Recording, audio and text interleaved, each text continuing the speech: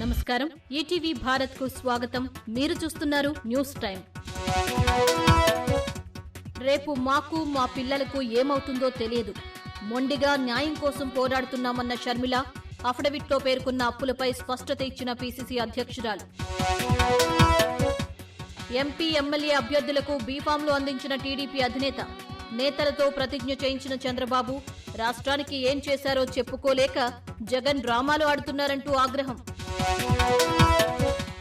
Criminal కేసులున్న Avinash కు ticket ఎందుకు ఇచ్చారన్న YS Sunitha. Avinash నేర చరిత్రపై ఈసీకి ఎందుకు సమాచారం ఇవ్వలేదని నిలదీత. న్యాయం కోసం పోరాడుతున్న షర్మిలను గెలిపించాలంటూ వినతి. అసెంబ్లీ స్థానాల్లో అభ్యర్థులను మార్చిన తెలుగుదేశం. ఉండి, పాడేరు, మాడుగుల, వెంకటగిరి, మడకశిర నియోజకవర్గాల్లో మార్పు. ఆయా స్థానాల్లో కొత్త అభ్యర్థులకు బీఫామ్లను అభ్యర్థులకు అందజేసిన చంద్రబాబు.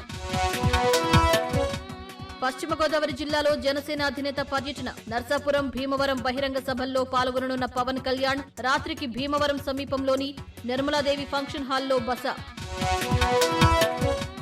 తెలంగాణలోని సంగారెడ్డి జిల్లా ఆందోళనలో దారుణం. 13 ఏళ్ల బాలుడిని చంపి ఆత్మహత్య చేసుకున్న దొంగ కేబుల్ వైర్లు చోరీ చేస్తూ ఉండగా చూసి యజమానికి చెప్పాడని ఘాతుకం.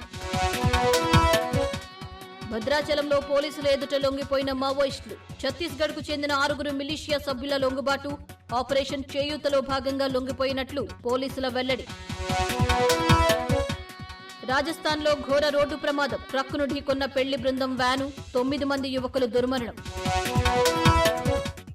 ఇజ్రాయెల్ సైనిక విభాగం నెట్టన్యాహుపై అమెరికా ఫైర్. బ్లాక్ లిస్ట్ లో పెట్టేందుకు సిద్ధమవుతున్న అగ్రరాజ్యం. మానవ హక్కుల ఉల్లంఘనలకు పాల్పడుతున్నట్లు ఆరోపణలు. ఇవి ఇప్పటివరకున్న ప్రధానాంశాలు. మరిన్ని తాజా అప్డేట్స్ కోసం www.etvbharat.com వెబ్సైట్ ను సందర్శించండి.